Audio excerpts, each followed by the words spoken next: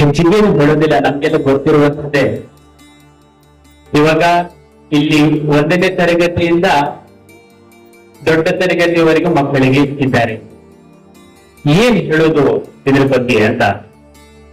ನಮ್ಮ ಕ್ಲಾಸ್ ನಲ್ಲಿ ಒಂದು 20-30 ಜನ ಮಕ್ಕಳು ವಿದ್ಯಾರ್ಥಿಗಳು ಇರ್ತಾರೆ. ಅವರಿಗೊಬ್ಬರು ನಾಯಕರಾಗಿ ಮಾನಿಟರ್ ಆಗಿ ಇರ್ತಾರೆ ಅಲ್ವಾ? ಆ ಮಾನಿಟರ್ನ ಜವಾಬ್ದಾರಿ ಏನು? ಏನ್ ಕೆಲಸ ಇರುತ್ತೆ? ಟೀಚರ್ ಏನು ಹೇಳಿದ್ದಾರೆ ಅದೇ ರೀತಿಯಲ್ಲಿ ಕ್ಲಾಸ್ಗಳಲ್ಲಿ ನಡತೆಗಳನ್ನು ಶಿಸ್ತು ಪಾಲನೆ ಮಾಡುವಂಥದ್ದು, ಈ ರೀತಿ ಎಲ್ಲ ಕೆಲಸಗಳು ಒಂದರಿಗೆ ಇರ್ತಾರೆ. ಆದ್ರೆ ಟೀಚರ್ ಹೇಳಿದ್ದೆಲ್ಲ ನಾವೆಲ್ಲ ಕೇಳ್ತೀವಿ ಸರಿ, ಅದೇ ಕ್ಲಾಸ್ ಮಾನಿಟರ್ ನನ್ನದೇ ಈಗಿನವರು ಇರ್ತಾರೆ, ನಾನು ಯಾಕೆ ಕೇಳ್ಬೇಕು ಅಂತ ಕೆಲವರಲ್ಲಿ ಇರುತ್ತೆ. ಅದನ್ನು ಯಾವ ರೀತಿ ನಿಭಾವಣೆ ಮಾಡೋದು ಅಂತ ನೆನಪಿರಲಿ. ನಮ್ಮ ದೇಶದಲ್ಲಿ, ರಾಷ್ಟ್ರದಲ್ಲಿ ನಾವೀಗ ಕ್ಲಾಸ್ ಲೀಡರ್ಗಳಾಗಿದ್ದೀವಿ. ಹಾಗೆ ರಾಜ್ಯಕ್ಕೂ ಒಂದು ಲೀಡರ್ ಇರ್ತಾರೆ, ದೇಶಕ್ಕೂ ಒಂದು ಲೀಡರ್ ಇರ್ತಾರೆ ಅಲ್ವಾ? ನಮ್ಮ ಮನೆಯಲ್ಲಿ ಕೂಡ ಲೀಡರ್ ಇರ್ತಾರೆ. ನಮ್ಮ ಮನೆಯಲ್ಲಿ ಲೀಡರ್ ಯಾರು? ಸಾಮಾನ್ಯವಾಗಿ ಅಪ್ಪ ಅಮ್ಮ, ಗೊತ್ತಿದೆ ನಮ್ಗೆ ಅಲ್ವಾ? ಹಾಗೆ ನಮ್ಮ ಮನೆಯಲ್ಲಿದೆ, ನಮ್ಮ ಅಪಾರ್ಟ್ಮೆಂಟ್ಗಳಿದ್ದಾವೆ, ಅದಕ್ಕೂ ಕೂಡ ಲೀಡರ್ ಇರ್ತಾರೆ. ಯಾರು? ಅಲ್ಲಿ ಅದಕ್ಕೊಂದು ಕಮಿಟಿ ಅಂತ ಇರುತ್ತೆ, ಅದಕ್ಕೊಬ್ಬರು ಅಧ್ಯಕ್ಷರು ಅಂತ ಇರ್ತಾರೆ ಅಲ್ವಾ? ಪ್ರೆಸಿಡೆಂಟ್ ಇರ್ತಾರೆ, ಅದನ್ನೆಲ್ಲ ನೋಡ್ಕೊಳ್ತಾರೆ. ಏನಾದ್ರೂ ತಪ್ಪಾದ್ರೆ ಆ ಪ್ರೆಸಿಡೆಂಟ್ ಅನ್ನು ಕೇಳ್ತೀವಿ, ಯಾಕೆ ತಪ್ಪಾಯ್ತು, ನೀನ್ ಏನ್ ನೋಡ್ಕೊಳ್ಳಿಲ್ಲ ಅನ್ನುವಂತ ದೃಷ್ಟಿಯಲ್ಲಿ ಒಂದು ಉತ್ತರದಾಯಿತ್ವ ಇದೆ ಅಂತ. ಅರ್ಥ ಆಯ್ತಾ ನಾನು ಹೇಳಿದ್ದು?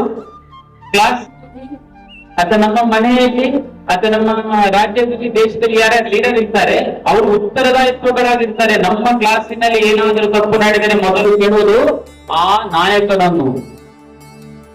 ಅಂದ್ರೆ ಒಂದು ಗುರುತರವಾಗಿರತಕ್ಕಂತಹ ಜವಾಬ್ದಾರಿ ಆ ನಾಯಕನಲ್ಲಿ ಇರುತ್ತೆ.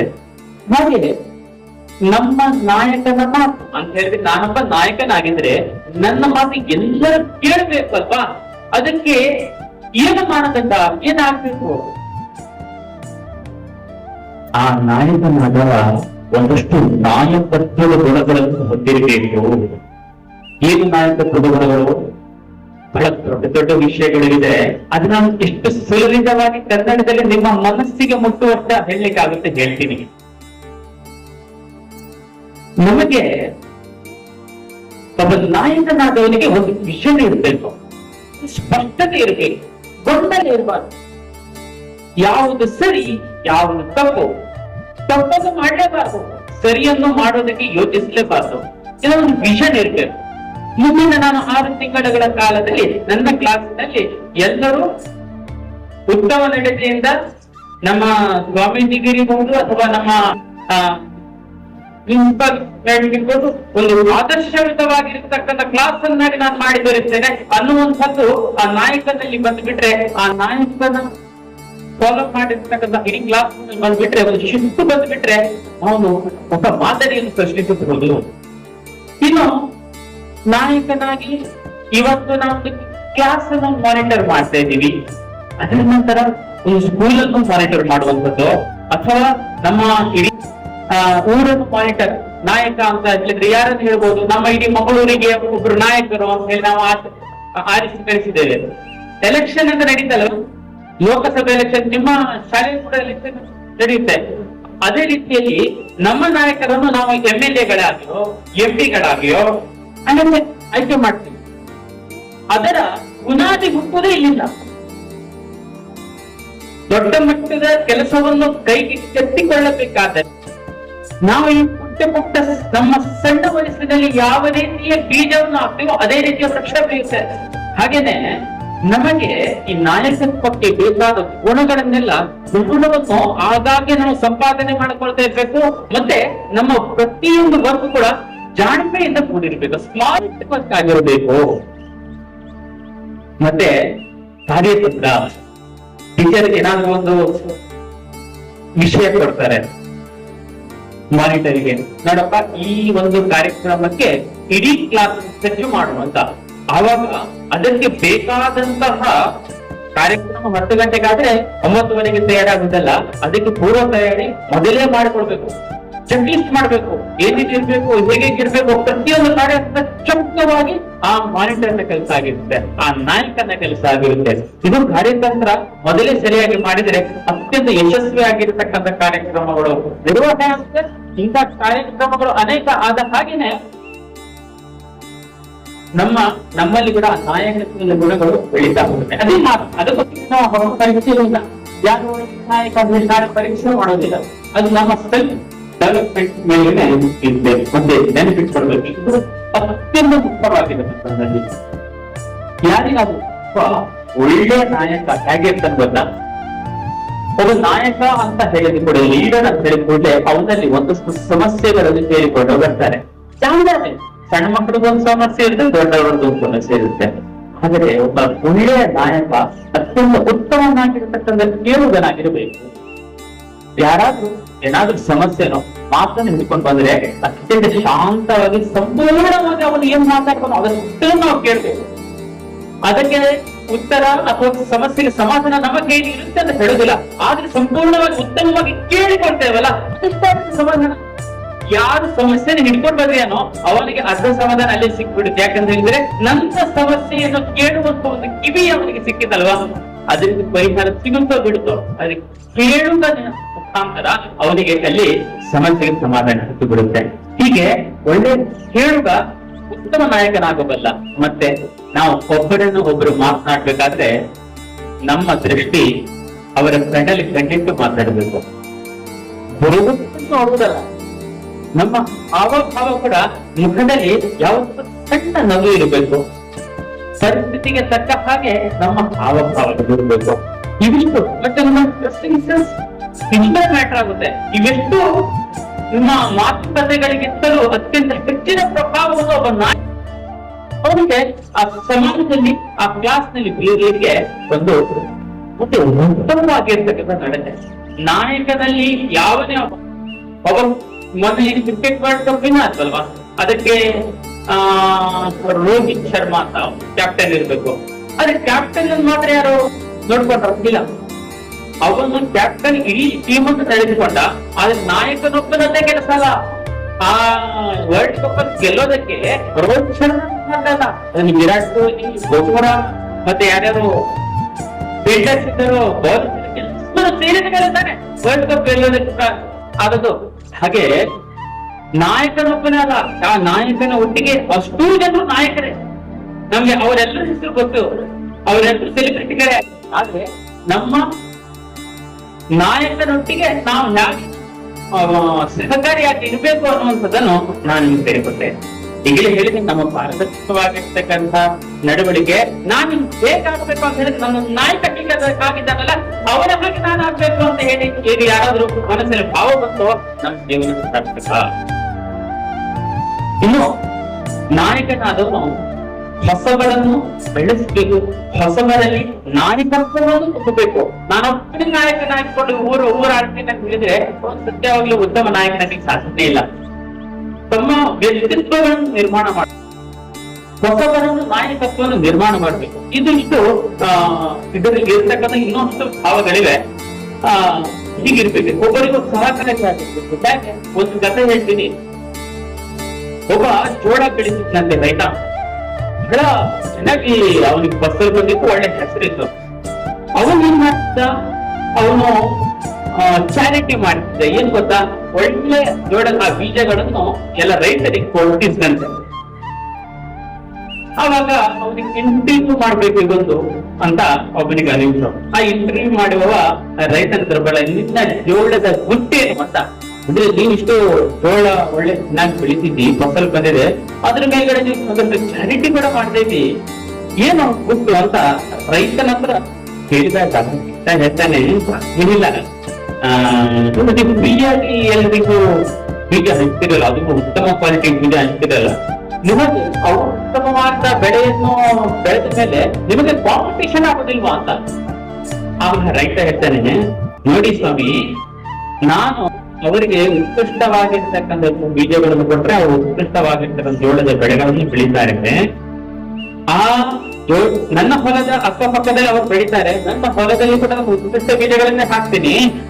ಆದರೆ ಅಲ್ಲಿಂದ ಬರತಕ್ಕಂಥ ಗಾಳಿಯಲ್ಲಿ ತೇಲಿ ಬರತಕ್ಕಂಥ ಪರಾಗ ಸ್ಪರ್ಶದಿಂದ ಇನ್ನ ಬೆಳೆಗಳು ಕೂಡ ಬೆಳಿತವೆ. ಅವರೇನಾದ್ರೂ ಹೊರಗಿನಿಂದ ಕೆಟ್ಟ ಬೀಜಗಳ ತಂದ್ರೆ ಆ ಕೆಟ್ಟ ಬೀಜದ ಪರಾಕ್ಷ ನನ್ನ ಜೋಳದಲ್ಲಿ ಆಗ್ತಿದ್ದು ಅದನ್ನ ನನ್ನ ಫಸಲು ಕಡಿಮೆ ಆಗುತ್ತೆ. ಅದರ ಉದ್ದೇಶ ಏನಿತ್ತು, ಅಕ್ಕಪಕ್ಕದವರು ಸುಲಲಿತವಾಗಿ ಚಂದವಾಗಿ ಬದುಕಿದ್ರೆ ಮಾತ್ರ ನಾನು ಇಲ್ಲಿ ಬದುಕಲಿಕ್ಕೆ ಸಾಧ್ಯ ಅನ್ನುವಂಥದ್ದನ್ನು ಇದರ ಮುಖಾಂತರ ನಾವು ಮಾಡಬಹುದು.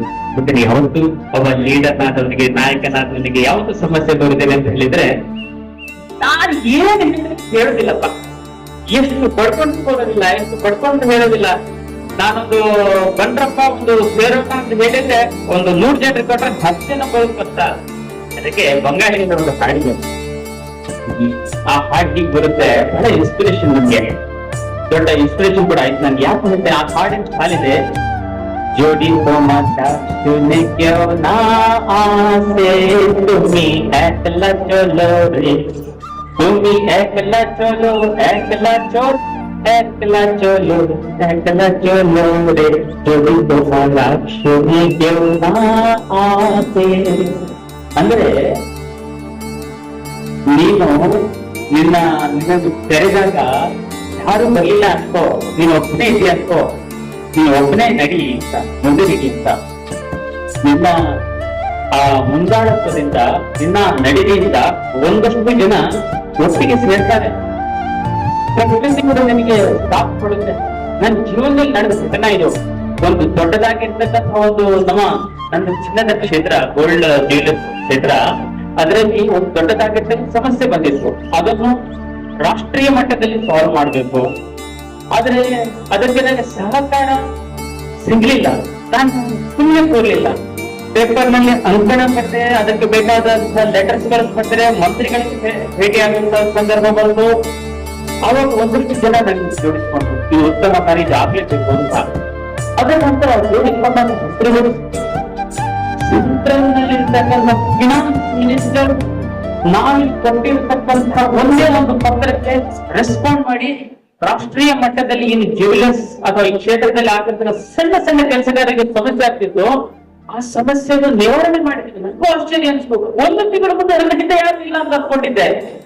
ಅಂದ್ರೆ ನಿಮ್ಮ ಮನಸ್ಸಿನಲ್ಲಿ ನಿಷ್ಕಲ್ಮಶವಾಗಿರತಕ್ಕಂತ ಒಂದು ಭಾವ, ಶಕ್ತಿ, ಒಂದು ನಡವಳಿಕೆ, ಒಂದು ಉದ್ದೇಶ ಖಂಡಿತವಾಗಿದ್ರೆ ಅದರೊಟ್ಟಿಗೆ ನಿಮ್ಗೆ ಪ್ರಕೃತಿಯು, ದೇವರು ಕೂಡ ನಿಮ್ಗೆ ಸಾಥ್ ಕೊಡ್ತಾರೆ ಅನ್ನೋದಕ್ಕೆ ಒಂದು ನಿದರ್ಶನ.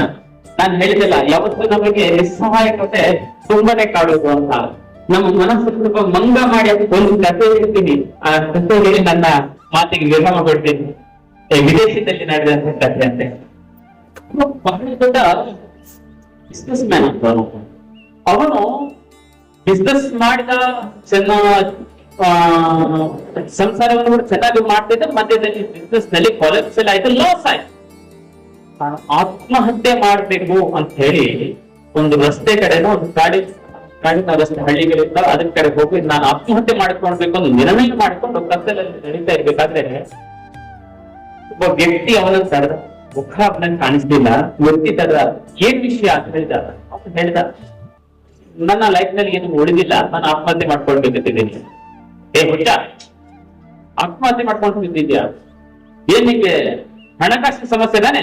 ಒಂದು ಚೆಕ್ ತೆಗೆದಂತೆ, ಅದ್ರ ಸೈಡ್ ಹಾಕ್ದ, ಕೊಟ್ಟ. $1 million ಚೆಕ್ ಮತ್ ಹೇಳ್ತಾನೆ, ನಿನಗೆ ಯಾವ ಬಿಸ್ನೆಸ್ ನರ್ಸು, ನಿನಗೆ ಯಾವಾಗ ಬಿಸ್ನೆಸ್ ನಲ್ಲಿ ಸಂಕಷ್ಟ ಬಂತೋ ಆವಾಗ ಮಾತ್ರ ಈ ಚೆಕ್ ಅನ್ನು ವಿಡ್ರಾ ಮಾಡು ಅಂತ. ಇವ್ ಚೆಕ್ ನೋಟ್ ತಗೊಳ್ತಾನೆ. ಚೆಕ್ ನೋಡಿದ್ರೆ ವಾರೆಂಟ್ ಬಫೆಟ್ ಸೈನ್ ಮಾಡಿರ್ತಾರೆ. ಅಂದ್ರೆ ಜಗತ್ತಿನ 2ನೇ ಶ್ರೀಮಂತ ಅವ್ನು ಹೋಗ್ಬಿಟ್ಟಿದ್ದಾನೆ. ಅಯ್ಯೋ, ಅವಳು ಹೇಳ್ತಿ ಆಗುತ್ತೆ ಕಷ್ಟ, ಅವ್ನು ಹೋಗ್ಬಿಟ್ಟ. ಇವನು ತನ್ನ ಪಾಡಿಗೆ ಆ ಚೆಕ್ ಅನ್ನು ಜೇಬಲ್ಲಿ ಇಟ್ಕೊಂಡು ಧೈರ್ಯ ಬಂತವನಿಗೆ ಮುಂದುವರಿಬಹುದು ನನ್ನ ಬಿಸ್ನೆಸ್ ನಲ್ಲಿ ಅಂತ. ಚೆನ್ನಾಗಿ ಬಿಸ್ನೆಸ್ ಮಾಡಿದ. ಏನಾದ್ರೂ ತರವಾದ್ರೆ ಈ ಚೆಕ್ ಅನ್ನು ವಿಡ್ರಾ ಮಾಡಿದ್ರೆ ಆಯ್ತಲ್ಲ ಅಂತ ಆ ಬಿಸ್ನೆಸ್ ಮಾಡಿದ. 1 ವರ್ಷದಲ್ಲಿ ಉಚ್ಚರ ಸ್ಥಿತಿಯನ್ನು ತಲುಪಿದ. ಯಾವ ಆತ್ಮಹತ್ಯೆ ಮಾಡಿಕೊಡ್ಬೇಕು ಅನ್ನೋದಕ್ಕೆ ನಿಂತಿದ್ದಾನೆ, ಅವ್ರು ಉಚ್ಚರ ಸ್ಥಿತಿಗೆ ತಲುಪ್ತಾನೆ. 2 ವರ್ಷ ಆಯ್ತು. ಅವನಿಗೆ ನೆನಪು ಬಂದು ಚೆಕ್ ಅನ್ನು ವಾಪಸ್ ಕೊಡ್ಬೇಕಲ್ಲ ಆ ವ್ಯಕ್ತಿಗೆ. ಆ ವ್ಯಕ್ತಿ ಹೇಳಿದ 2 ವರ್ಷ ನಂತರ ಇಲ್ಲಿ ಬಾ ಅಂತ. ಅವನು ಅದೇ ದಾರಿಯಲ್ಲಿ ಅಲ್ಲೇ ಕತ್ತಲೆಯಲ್ಲಿ ಹೋಗ್ತಾನೆ. ಯಾರು ಸಿಗ್ಲಿಲ್ಲ ಅವನಿಗೆ. ಎಷ್ಟು ಹೋಗ್ತಾನೆ ಈ ಶಿಕ್ಷಣ ಸಂಶಯ, ಅವನು ಯಾರು ಗೊತ್ತೇ ಆಗಲಿಲ್ಲ ಏನ್ ಮಾಡೋದು ಅಂತ ಹೇಳ್ತಾನೆ. ಅವನಿಗೆ ಒಂದು ಸಂಶಯ, ವಾರೆಂಟ್ ಬಫೆಟ್ ಹೌದಾ ಅಂತ. ಅದು ಏನ್ ಮಾಡೋಣ? ಅವ್ನು ಹೇಳಿದಾನಲ್ಲ, ಅಷ್ಟೊತ್ತಿಗೆ ಯಾರೋ ಸಿಗ್ಬಿಡ್ತಾನೆ. ಅಪ್ಪ ಏನಾಯ್ತು, ನೀನ್ ಇಲ್ಲಿ ಯಾಕೆ ಓಡಾಡ್ತಿದ್ದಿ ಟೆನ್ಷನ್ ಅಲ್ಲಿ? ಅಲ್ಲ, ಹೀಗೆ ವಿಷಯ ಆಯ್ತು, ನೀವು ಚೆಕ್ ಕೊಟ್ಟಿದ್ದಾರೆ, ಅವ್ರಿಗೆ ಅದನ್ನ ವಾಪಸ್ ಕೊಡ್ಬೇಕು, ಮತ್ತೆ ನನ್ನ ಸಂತಸದ ಕ್ಷಣಗಳನ್ನು ತಿಳಿಸಬೇಕು ಅವನಿಗೆ ಅಂತ ನೋಡ್ತಾ ಇದ್ದೀನಿ. ಯಾರು ಕೂಡ ಅವ್ನು ಸಿಗ್ತಾ ಇಲ್ವಲ್ಲ ಅಂತ. ಹೋಯ್ತು, ಅವನು ಕಳೆದ 1-6 ತಿಂಗಳ ಹಿಂದೆನೆ ಸತ್ತೋಗ್ಬಿಟ್ಟ. ಅವನು ಹುಚ್ಚಾರಿ, ಯಾರು ವಾರೆಂಟ್ ಮುಟ್ಟಕ್ ಆಗಿರ್ಲಿಲ್ಲ. ಅವ್ನು ಸಿಕ್ಕಿದವರಿಗೆ ಹಿಂದೆ ಬಂದ್ರೆ ಚೆಕ್ ಕೊಡ್ತಿದ್ದ. ಅವನು ಆ ಚೆಕ್ ನಲ್ಲಿ ಹಿಡಿದುಕೊಂಡಿದ್ದಾಗ ಅಂದ್ರೆ ಮನಸ್ಸನ್ನು ಒಂದ್ ಸ್ವಲ್ಪ ಮುಖ್ಯ ಮಾಡಿಕೊಂಡ್ರೆ ಯಾವ ರೀತಿ ಅಂದ್ರೆ ಅವನಿಗೆ ಬೇಕಿದ್ದೇನೋ ಒಂದು ಧೈರ್ಯ ಬೇಕಿತ್ತು. ಆ ಸಂದರ್ಭದಲ್ಲಿ ಬೇಕಿದ್ದ ಧೈರ್ಯ ಎಲ್ಲಿಂದ ಕೂಡ ಬರ್ಬೋದು. ಯಾವ ನಮ್ಮ ಶಾಲೆಯಿಂದ ಬರ್ಬೋದು, ಅದ್ರ ಪ್ರೇರಣೆ ಟೀಚರ್ ಇಂದ ಬರ್ಬೋದು, ಸ್ವಾಮೀಜಿಗಳಿಂದ, ದೇವರಿಂದ ಬರ್ಬೋದು, ಯಾವ್ದಾದ್ರು ವ್ಯಕ್ತಿಯಿಂದ ಬರ್ಬೋದು. ಅದನ್ನು ಪಡೆದುಕೊಂಡ್ರೆ ನಾವು ಎಂಥ ಯಶಸ್ವಿ ಆಗಲಿಕ್ಕೂ ಕೂಡ ಸಾಧ್ಯ ಇದೆ. ಅಂದ್ರೆ ನಾವು ಯಶಸ್ವಿ ಆಗ್ಬೇಕಾದ್ರೆ ಏನು ಬೇಕು ಅಂತ ಸಾಕ್ರೆಟಿಸ್ ಗುರು ಹತ್ರ ಅವ್ರು ಕೇಳಿದ್ರೆ, ಆ ಯುವಕ ಅವನ ಶಿಷ್ಯ ಏನು ಬೇಕು ಅಂತ. ಅಲ್ಲ ಸುಲಭ, ನೀನ್ ಬಾ ನನ್ನ ನದಿ ಹತ್ರ ಬಾ ಅಂತ ಹೇಳಿದಂತೆ ಅವನ ಗುರು ನಂಗೆ ಈಗಲೇ ಹೇಳು ಏನು ಬೇಕು ಯಶಸ್ವಿ ಆಗ್ಬೇಕು ಅಂತ ಆದ್ರೆ ಅಂತ. ಅವಾಗ ಅವನ್ ಹೇಳ್ತಾನೆ, ಅವನ ಕತ್ತನೆ ಹಿಡಿದು ನೀರಿಗೆ ಮುಳುಗಿಸಿದ ಅವನ ಕುತ್ತಿಗೆ. ಗೊತ್ತಿದ್ದಾನೆ ಯಾವಾಗ ಅವನಿಗೆ ಇನ್ನೂ ಇದ್ದಾನೆ. ಇದನ್ನ ಗುರು ಅವನ ಮೇಲೆ ಶ್ವಾಸ ತೆಗೆದುಕೊಂಡ. ಏನಾಯ್ತು ಗುರುಗಳು ಹೀಗೆ ಯಾಕೆ ಮಾಡಿದ್ವಿ ಅಂತ. ನೀನ್ ಕೇಳಿದ್ಯಲ್ಲ, ಯಶಸ್ವಿ ಆಗ್ಬೇಕಾದ್ರೆ ಅವಶ್ಯವಾದದ್ದು ಏನು ಅಂತ. ನಾನು ನಿನಗೆ ನೀರಿನಲ್ಲಿ ನಿನ್ನ ಕತ್ತನ್ನು ಮುಳುಗಿಸಿದಾಗ ನಿನಗೆ ಅವಶ್ಯವಾದದ್ದು ಏನು ಅಂತ ಅನಿಸ್ತು. ಆವಾಗ ನನಗೆ ಗಾಡಿ ಬೇಕು ಅಂತ ಅನಿಸ್ತು, ಇಷ್ಟು ಅನಿಸ್ತು. ಅದೇ ಗಾಡಿ ಬೇರೆ ಏನು ಅನಿಸ್ಲಿಲ್ಲ. ಈಗ ಹೊರಗಡೆ ಬಂದಾಗ ಗಾಡಿಯನ್ನು ಸೇವಿಸ್ತಾ ಇದ್ದೇನೆ ಅಂದ್ರೆ ನೀವು ಆ ಕ್ಷಣದಲ್ಲಿ ನೀನನ್ನು ಸಾಹಿತಿ ಅಂತ ಹಾಕೊಂಡಿದ್ದಿ. ಆವಾಗ ಅವಶ್ಯಕತೆ ಏನಿಸ್ತು, ಗಾಡಿ ಅವಶ್ಯ ಅಂತ ಅನಿಸ್ತಲ್ವಾ. ನಿನಗೆ ಏನು ಯಶಸ್ಸು ಬೇಕೋ ಜೀವನದಲ್ಲಿ, ಆ ಗಾಡಿ ಎಷ್ಟು ಅವಶ್ಯ ಅಂತ ನಿನಗೆ ಅನಿಸ್ತಲ್ವ, ಅಷ್ಟು ಅವಶ್ಯ ನಿನಗೆ ಆ ಯಶಸ್ಸು ಅಂತ ಆರಂಭ ಮಾಡ್ಕೋ. ಅದರಂತೆ ನೀನು ಅದಕ್ಕೆ ಬೇಕಾದ ಮಾರ್ಗೋಪಾಯಗಳನ್ನು ಮಾಡಿ ಮುಂದೆ ನಡಿ. ಆದ್ರೆ ಆ ಯಶಸ್ಸು ಸಿಗಬೇಕು ಅಂತ ಹೇಳಿ ಆದ್ರೆ ಬೇರೆ ಕಡೆ ಯಾವುದೇ ಕುದುರೆಗೆ ಒಂದು ಪಟ್ಟಿ ಕಟ್ಟಿ ನೇರಕ್ಕೆ ಓಡಿಸ್ತಾರಲ್ವಾ, ಬೇರೆ ಕಡೆ ಯಾವುದೇ ಲಕ್ಷ್ಯ ಹಾಕಿರ್ಬಾರ್ದು. ಆ ಗುರಿಯ ಮುಟ್ಟುವ ತನಕ ನಾನು ಆ ಯಶಸ್ಸಿಗೋಸ್ಕರ ನನ್ನೆಲ್ಲ ಸಾಮರ್ಥ್ಯವನ್ನು ಅದಕ್ಕೆ ಎರಿತೇನೆ ಅಂತ ಯಾವಾಗ ನೀನು ನಿರ್ಣಯ ಮಾಡ್ತೀಯೋ ನಿನಗೆ ಯಶಸ್ಸು ಖಂಡಿತ ಸಿಗುತ್ತೆ. ಯಾವ ಯಶಸ್ವಿ ವ್ಯಕ್ತಿಗಳಾಗ್ತಾರೋ ಅವರು ಒಟ್ಟಾಗಿ ಈ ಸಮಾಜದ ಸೆಲೆಬ್ರಿಟಿ ಅನ್ನೋದಕ್ಕಿಂತ ಈ ಸಮಾಜವನ್ನು ಲೀಡ್ ಮಾಡ್ತಾರೆ. ಯಾವೊಬ್ಬ ವ್ಯಕ್ತಿ ಯಶಸ್ವಿಯಾದ ವ್ಯಕ್ತಿಯ ಹಿಂದೆ ಮಾತ್ರ ಜನಸಮೂಹ ಇರುವುದಾಗ್ತ. ಯಾವನೋ ಒಬ್ಬ ಇವತ್ತು ಮಾಡೋದು ಬೇಡ ನಾಳೆ ಮಾಡೋಣ ಅಂತ ಹೇಳಿದ್ರೆ ಆ ವ್ಯಕ್ತಿ ತನ್ನ ಜೀವನದಲ್ಲೇ ನಿಮ್ಮ ಹತ್ರ ಹಂಚಿಕೊಳ್ಬೇಕು ಅಂತ ನನ್ ಮನಸ್ಸಾಗಿತ್ತು. ನನ್ಗೆ ಮಾತನಾಡ್ಲಿಕ್ಕೆ ಅವಕಾಶ ಕೊಟ್ಟದಕ್ಕೋಸ್ಕರ ಹಾಗೂ ಧೈರ್ಯದಿಂದ ಮಾತಾಡಲಿಕ್ಕೋಸ್ಕರ ನಮಗೆಲ್ಲರಿಗೂ ಸಾಷ್ಟಾಂಗ ನಮಸ್ಕಾರ. ಜೈ ಶ್ರೀರಾಮ್.